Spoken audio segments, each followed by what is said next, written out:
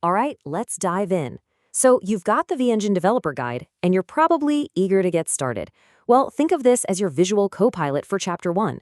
We're going to break down the big ideas, get you oriented, and make sure you're totally ready to jump in and start building. Let's get to it. Before we even get into the technical stuff, I think the dedication in the book says it all. For game developers everywhere who dream of building something extraordinary. I love that. It really sets the tone, right? This isn't just about code, it's about giving you the power to bring those huge, ambitious ideas to life. Okay, so what is VEngine, really?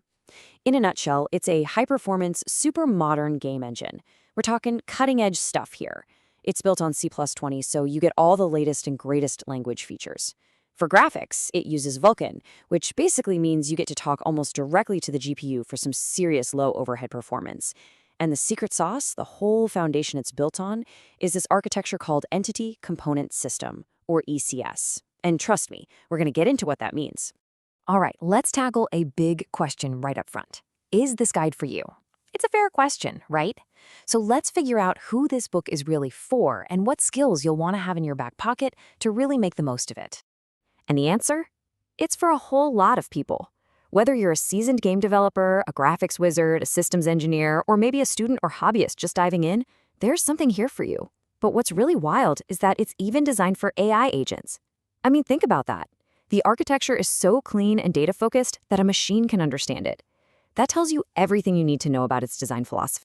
Now, to be real with you, there are a few things you'll want to be comfortable with before you jump in. First up, C++. You should be pretty solid with modern C++, things like templates, smart pointers, that kind of stuff. Second, you'll need a handle on the basics of 3D graphics concepts. And finally, you should know your way around a command line and be able to use Git for version control. So yeah, this guide kind of assumes you've got that foundation down. It's not a C++ 101 course. Okay, now we're getting to the main event of Chapter 1. Seriously, if you take one thing away from this, let it be this next part. We're about to talk about the absolute core of VEngine's architecture, the Entity Component System Pattern, or ECS.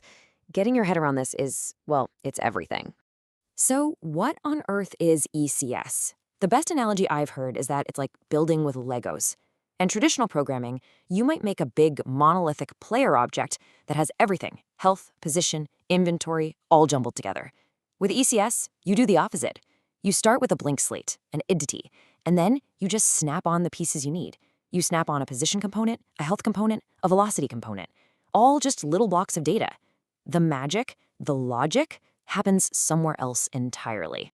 Let's break down those three letters, E, C, and S. First, the entity. Honestly, it's basically just a number, an ID. That's it. It's like a label that says, this is game object number 123. Then you have the component. This is the data. Pure, simple data. A position component just holds X, Y, and Z coordinates. And finally, the system. This is where all the brains are. A physics system, for example, is a chunk of logic that just goes out and finds every single entity that has a position and a velocity component, and then, and only then, does the math to move it. And this brings us to the most important rule of ECS. And I'm going to say it again because it's that critical. Components are just data. That's it. Pure data. They don't do anything. Systems are all logic. They're the things that do stuff to the data. This separation is the absolute key. It's what makes the engine so incredibly fast and flexible, because you're just running super efficient logic over clean, simple chunks of data.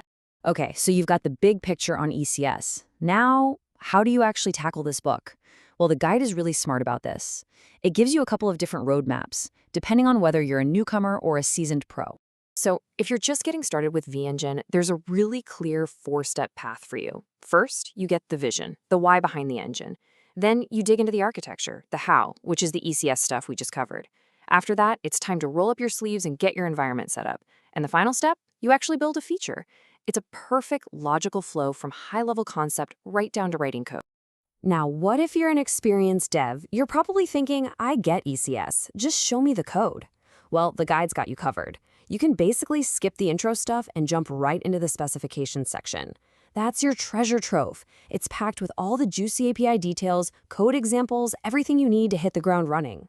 So we've covered what VEngine is, who it's for, and the game plan for tackling the guide. We've even unpacked its core architectural pattern. There's really only one question left to ask. Are you ready to dive in and start building? Because your real journey starts right now with Chapter 2, Getting Started.